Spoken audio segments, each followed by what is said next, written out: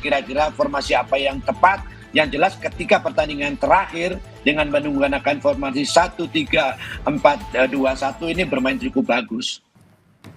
Iya, untuk pertandingan nanti malam sudah dipastikan Martin Paes tidak bisa karena akumulasi kartu, Ya, tetapi menurut saya penggantinya juga pemain-pemain yang sudah berpengalaman. Hanya saja memang di dalam satu pertandingan kan tidak bisa memasang dua-duanya penjaga gawang, hanya satu penjaga gawang. Tetapi menurut saya penjaga gawang yang dipanggil saat ini termasuk Hernando juga menurut saya pemain-pemain yang berkualitas. Jadi menurut saya siapapun yang diturunkan, pemain-pemain ini sudah memiliki jam terbang yang tinggi, memiliki jam terbang yang ya. sudah tidak bisa kita ragukan lagi. Jadi kembali lagi, kalau Neves itu di mana-mana setiap pemain ada, tetapi bagaimana pemain-pemain tersebut bisa mengendalikan Neves itu menjadi satu kepercayaan diri yang cukup bagus. Seperti itu, Bung Oke. Akbar. Oke, Mas Aji, kita tahan sebentar karena sudah bergabung bersama kita Ya, pengamat sepak bola Anton Sanjoyo. Selamat pagi, Mas Anton. Selamat pagi Mas Aji. Dengan selamat Mario di pagi, Bung Anton. studio ya. Ya, Mas Anton, bagaimana Anda ya. melihat, ini kita langsung saja, karena tadi saya sudah ngobrol banyak dengan Mas Aji. Mas Anton, bagaimana Anda melihat malam hari ini siapa yang akan jadi starter analisis Anda? Ya, kalau saya lihat sih, karena sejumlah pemain kan nggak bisa tampil, Verdong nggak bisa tampil. Saya nggak tahu Dix apa sudah pulih cedera atau belum. Kalau Kevin Dix sudah pulih, saya rasa dia akan menempati posisi bek sayap kanan atau gelandang kanan. Karena dugaan saya memang formasinya adalah tiga di belakang. Tiga di belakang itu Hübner, eh, Jai sama Rizky Ridho di belakang, ada kiper Emil Audero yang saya rasa ya kalau dari sisi pengalaman dan physical presence-nya kan juga sangat mumpuni ya. Jadi lawan mungkin juga akan akan keder duluan kalau lihat Emil karena dia kan memang tinggi besar, mana ganteng lagi gitu kan. Jadi memang kehadiran kehadiran dia itu cukup bisa menggantikan Martin Paes lah. Pengalamannya juga luar biasa kan dia tampil di Serie A, tampil di Serie B, ya Serie B-nya Italia tetap rata-rata lebih baik lah daripada rata-rata di Asia Tenggara. Di tengah saya rasa pilihan tidak mungkin tidak adalah Joy Pelupesi karena dia merupakan missing link yang hilang selama ini sebelum kedatangan dia. Indonesia kan tidak punya gelandang bertahan yang betul-betul mumpuni dan visioner dan ini ada pada Joy Pelupesi dan di sekitarnya bisa saja siapapun sebetulnya kalau formasinya 3-5-1 ya di tengah bisa Nathan, bisa siapapun. Tapi yang pasti Joy akan menjadi kunci di lini tengah karena dia back to back posisi nomor 6 dan posisi nomor 8 gitu. Jadi dia bisa di dua posisi itu.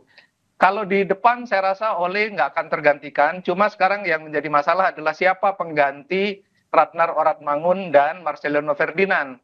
Karena menurut saya yang ada sekarang di posnya pemain di belakang Ole itu ada beberapa, ada Stefano Lillipali, ada Egy yang penampilannya juga bagus di Liga 1, ada Sayuri yang juga bagus, bahkan ada Beckham Putra yang penampilannya di Liga 1 pun sebetulnya tidak mengecewakan. Jadi dia layak dicoba lah.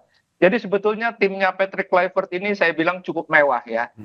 Dari belakang kiper, belakang, tengah, depan ini cukup mewah sekarang. Bahkan di lapisan keduanya pun yang di bench saya kira komposisinya cukup mewah juga. Jadi rasanya sih tidak ada kata kalah ya melawan Cina pada pertandingan malam ini. Oke, dengan melihat formasi 3-5-1, Bung Joy, apakah Anda melihat bahwa ini Patrick Kluivert terlalu berani misalkan dengan memainkan hanya 3 back dalam arti bahwa kita ini pertandingan krusial, ataukah Anda melihat bahwa malam ini ya sudah dengan faktor ada keberuntungan kita main di kandang, kita jual beli serangan aja malam ini? Enggak, bukan soal terlalu berani atau tidak. Ya, 3-5-1 itu formasi baku yang banyak juga dipakai oleh tim-tim besar ya, sekarang. Memang kalau di Belanda kebanyakan 4-3-3. ya, Tapi 3-5-1 itu kan sebetulnya 3 center back itu coverage-nya itu ada di kanan dan kiri. Oleh sebab itu saya bilang kalau Kevin Dix ada di kanan sementara Verdong ada di kiri, saya rasa cukup aman karena ya. pemain ini mampu coverage itu di lini tengah dan lini belakang. Jadi kalau Indonesia kehilangan bola posisinya 5 back. Kalau mendapatkan bola posisinya 3 back. Jadi saya rasa intuisi bermain dengan 3 back itu sudah didapatkan kan sering juga Sintayong memainkan 3 back. Jadi harusnya sih nggak jadi masalah. Apalagi kalau komunikasi antara Jai dengan Emil sudah sangat bagus. Kalau Jai dengan Rizky kan udah oke banget. Hubner masih kadang-kadang ada sedikit miss, tapi saya rasa dengan beberapa hari mereka sudah berkumpul lama juga, sudah bermain lama, nggak ada masalah lah dengan tiga back, karena formasi 3-5-1 itu formasi yang sangat ofensif, tetapi memang butuh intensitas yang sangat tinggi, dan yang paling Oke. menentukan adalah posisi dua back sayap itu. Oke, Mas, sorry, saya sedikit koreksi. 351 atau 361? 361. 361 Oke, ya. siap. Iya, Oke. iya, iya, iya. Tiga lima satu satu atau 352 bisa aja. Oke. Ya, Mas, pokoknya 35 di tengahnya, di depannya bisa berapa pun. Oke, dengan menumpuk pemain di tengah, apakah memang nantinya seperti yang Anda jelaskan tadi, Patrick Kluivert akan lebih mengarahkan permainan di bola tengah, penguasaan di bola tengah, atau seperti apa? Sehingga mungkin saja oleh Romani di depan bisa lebih terbantu untuk ya suplai bola dengan ditinggal oleh si Marcelino Ferdinand dan juga Ragnar. Ya kalau 352 Ya. itu bukan 351 ya, kalau 352 atau 3511 itu sebetulnya memang inti kekuatannya ada di lini tengah. Ya. Jadi kalau kita lihat ketika Indonesia pakai 4-3-3 sekalipun, sebetulnya lini tengah Indonesia ini salah satu yang terbaik di grup C, ya. Intercept mereka sangat bagus, mereka juga dinamis sekali di lini tengah. Ya. Transisinya juga bagus dari lini tengah. Oleh sebab itu saya selalu bilang kehadiran Joy Pelupesi ini merupakan missing link, karena dia adalah pemain yang betul-betul punya visi bertahan yang sangat bagus. Jadi memang inti kekuatan Indonesia itu ada di lini tengah, sepanjang pemain-pemain yang ada di sana, terutama kalau saya bilang Nathan atau siapapun yang ada di sana mau melakukan intercept cepat ya, ketika pemain lawan mendapatkan bola di sekitar lini tengah, mereka berani tackling yang clean ya. Berani tackling, berani berebut bola, berani berkelahi lah kira-kira di lini tengah, supaya mereka tidak bisa berkembang, berhenti saja di lini tengah lawan itu. Dan ini yang paling bisa melakukannya adalah pemain-pemain yang ada di lini tengah, karena memang perimeter mereka ada di sana. Jadi memang inti kekuatan Indonesia ada di lini tengah. Kalau lini belakang sudah cukup kuat, apalagi kalau Emil dengan dalam debutnya sangat meyakinkan, ya saya rasa sih Indonesia sulit ditembus dari lini tengah dan belakang.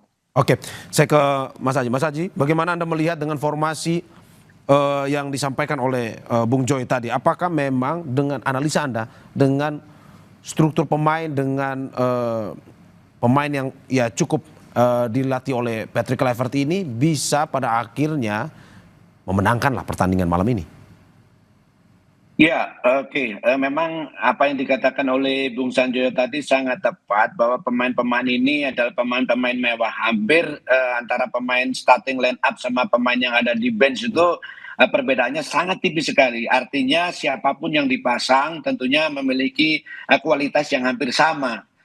Kembali lagi kalau kita menyampaikan mengatakan bilang masalah formasi, di pertandingan terakhir tim ini menggunakan 1-3-4-2-1 ya. Ada pemain sayap itu kadang-kadang sering masuk ke tengah, main di bawah striker dengan harapan kedua bek kanan kiri bisa naik membantu serangan. Karena itu memang bek kiri dan bek kanan ketika menggunakan formasi 3 pemain di belakang ini diminta untuk aktif. Baik overlapping, baik menyerang maupun bertahan gitu, karena memang sudah menggunakan 3 pemain di belakang, di mana ketika menyerang bisa menggunakan 3-4-3, ketika bertahan yang jelas pasti menggunakan formasi 5 pemain belakang, 3 stopper dan 2 bek kiri dan bek kanan, menjadi 1-5-4-1 seperti itu. Jadi menurut saya untuk pertandingan nanti malam, apapun formasinya tentunya sudah menjadi pemikiran dari head coach, kira-kira formasi apa yang tepat. Yang jelas ketika pertandingan terakhir dengan menggunakan formasi 1-3-4-2-1 ini bermain cukup bagus. Sebagai mantan pemain timnas, bermain di kandang menurut Anda selalu bisa menguntungkan ketimbang main di tandang atau gimana?